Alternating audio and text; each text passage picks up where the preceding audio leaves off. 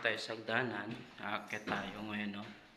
So, ito na yung pag-akyat mo. So, pinaka-hallway ito, no? So, ito yung hallway niya. Ayan. So, ito yung partition ng room.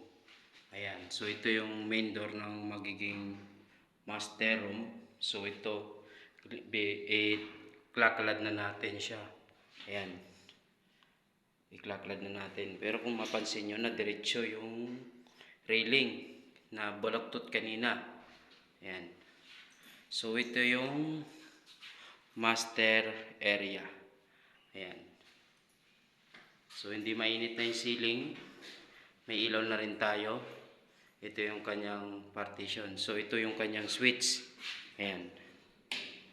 Oh, walang ilaw. So, ayan po. Ilaw. So, ito naman, para dito sa isang room. So, ayan yung kanyang door opening. Ayan, may partition dito.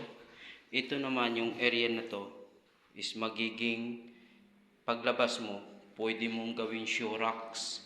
Sinadya ko talagang ganyan para may shoe racks na paglalagyan. So, tipid na rin sa space. So, ito yung small room din naman sa kanya. So, pang single. So, dito pwede siya maglagay ng closet. Dito naman, computer table sa side na to. So, ito yung pang single bed. Ayan. So, may malaking space pa siya yung kanyang single bed. Ayan. So, ayan ang magiging kinalabasan ng 2 bedroom niya.